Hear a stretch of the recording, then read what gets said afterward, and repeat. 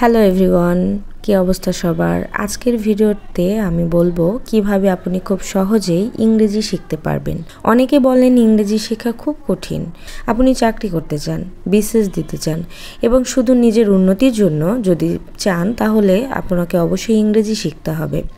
প্রথমে একটা কথা বলি, আপনার লক্ষ্য কী? ইংরেজি শেখার কারণ ঠিক করুন। জানেন, লক্ষ্য স্পষ্ট থাকলে শেখার ইচ্ছা অনেক বাড়ে। যেমন আমি মাস শেষে 300 নতুন শব্দ শিখব। আমি ওয়ার্ড স্মার্টস বইটা কিনেছি এবং সেখান থেকে প্রত্যেক দিন অন্তত 10টা করে মুখস্থ করার চেষ্টা করি এবং সে অনুযায়ী একটা সেন্টেন্স মেক করার চেষ্টা করি। তো এটা আমার অনেক কাজে লাগে, কারণ আমার শব্দটাও মনে হয়ে যায়, স্পেলিংটাও মনে থাকে। তো ইংরেজি পড়া ও শোনা সবচেয়ে জরুরি। সহজ ইংরেজি সংবাদ বা ছোট গল্প পড়ুন। আমি এখনও সংবাদ পড়া শুরু করিনি। আমি ইউটিউবে ইংরেজি কার্টুনগুলো দেখি, কারণ কার্টুনগুলোতে আমি বেশি আমার ছোট থেকে কার্টুন খুব ভালো লাগে। তো আমি কার্টুন দেখে আমার মনে হয় যে আমি ইংরেজি শিখবো খুব ভালো করে। তো আমি ইংরেজি সাবটাইটেল যে কার্টুনগুলো আছে সেগুলো দেখি। শেখা আরেক ধাপ হলো শিখন ও কথা বলা। তো প্রতিদিন 5 থেকে 10টা বাক্য যদি ইংরেজিতে আমি শিখতে পারি এবং এগুলো লিখি, তাহলে আমার অনেকটা এগিয়ে যাবে। আমার দিন শেষে দেখা যাবে আমি কিছুটা অ্যাচিভ করতে পারছি ইংলিশে। তাহলে আমার কাছে অনেক সময় ভোকাবুলারি যে পার্টগুলো আছে, সিনোনিম, অ্যান্টোনিম, অ্যাপ্রোপ্রিয়েট প্রিপোজিশনে অনেক সময় এটা হেল্পফুল হবে এবং ফ্রেজ, ইডিয়ম। তো যতগুলো গ্রামার পার্ট আছে সেগুলোতে সাধারণত এই ভোকাবুলারি পার্টটা খুবই একটু কঠিন, অ্যানালজিতেও লাগে এগুলো। তো আপনারা যদি এই ভোকাবুলারি পার্টটাকে আয়ত্ত করতে চান, যদিও সম্ভব না, কিন্তু কিছুটা হলেও তো আয়ত্ত করা যায়। আয়ত্ত করতে চাইলে আপনাকে যে টিপস অনুসরণ করতে হবে সেটা হচ্ছে ভোকাবুলারি অন্তত পড়তে হবে। আর এটা কখন পড়বেন? আমি সকাল সকাল ঘুম থেকে উঠেই প্রথমে সংবিধান পড়ি, কারণ সংবিধান পার্টটা আমার মনেই থাকে না, এবং তারপরে আমি ভোকাবুলারি পার্টটা রাখি। তো এই দুইটা আমি কম্পালসারি রাখি একটা দিনে। এই দুইটা আমি অবশ্যই পড়বো এবং তারপরের বাকি অংশগুলো আমি কি পড়বো সেটা আমি পরে ডিসাইড করি। তো সকাল সকাল আমার রুটিনই হচ্ছে ঘুম থেকে উঠে ফ্রেশ হয়ে এই দুইটা সাবজেক্ট আগে কভার করি। আমি কিছু নির্দিষ্ট অংশ আমি মুখস্থ করি, তারপরে আমি চলে যাই ভোকাবুলারি পার্ট ভালো করে পড়ি এবং সংবিধানটা পড়ার পরে আমি ম্যাথ এবং ইংলিশটা করি। কারণ আমি এক মাসের মধ্যে আমি কমপ্লিট করার চেষ্টা করছি ম্যাথ আর ইংলিশটা, কারণ আমি এখন শুরুতেই আছি বলতে গেলে। কারণ আমার এইচএসসির পরে আর কখনো ম্যাথ করা হয়নি। কারণ আপনারা জানেন এইচএসসি পাশের পর তারপর থেকে ম্যাথের সাবজেক্ট যদি হয়, তারপরেও কিন্তু এখন আমি যতটুকু জানি ম্যাথ সাবজেক্ট হোক, ইকোনমিক্স হোক, যেই সাবজেক্টই হোক না কেন, ম্যাথটা খুবই কম, থিওরিটা একটু বেশি থাকে। সো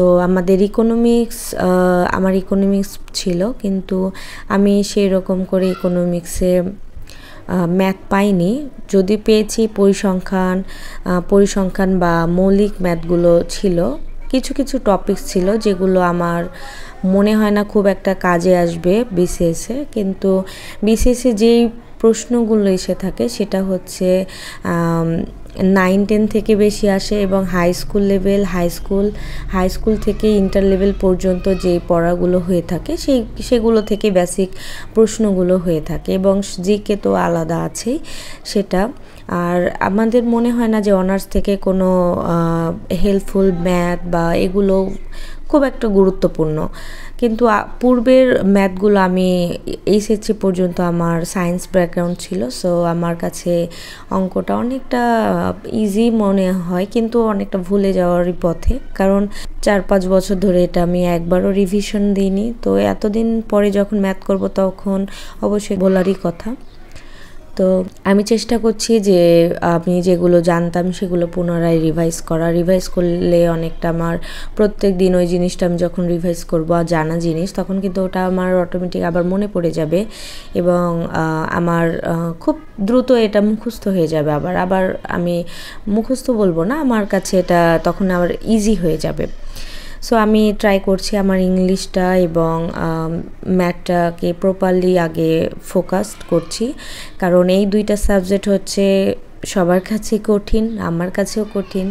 তো এই দুইটা সাবজেক্টে যদি আমি মার্ক তুলতে পারি তাহলে বাকিগুলো ইনশাল্লাহ হবে। বাংলাতে আমার অনেক দুর্বলতা আছে, সাহিত্যে।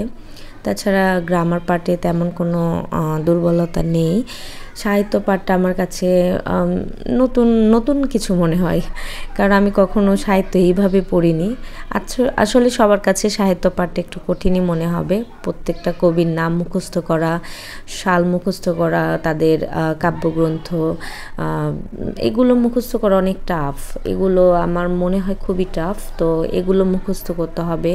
প্লাস জিকে তো আছে, জিকে সায়েন্স ব্যাকগ্রাউন্ড যারা, তাদের কাছে জিকেটা একটু কঠিনই মনে হয়, কারণ আমরা কখনো জিকে এইভাবে পড়িনি। তবে কম্পিউটার সায়েন্স এগুলো আমাদের কাছে অনেক ইজি।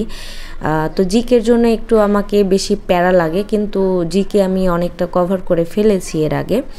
সো আমি রিভিশন পার্টে রেখেছি ওটা, যে যদি আমার ইংলিশ এবং ম্যাথ করতে বোরিং লাগে অনেক সময়, তখন আমি জিকে পার্টের কিছু অংশ পড়লাম।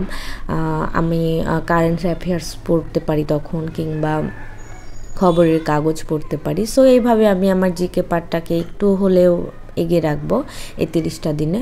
তো আমি এই 30টা দিনে মূল বেসিকলি আমি এটা চাচ্ছি যে আমার ইংলিশ এবং ম্যাথটাকে কমপ্লিট করা। তো আমার ভিডিও যদি আপনাদের ভালো লাগে, সাবস্ক্রাইব করে পাশে থাকবেন। ধন্যবাদ।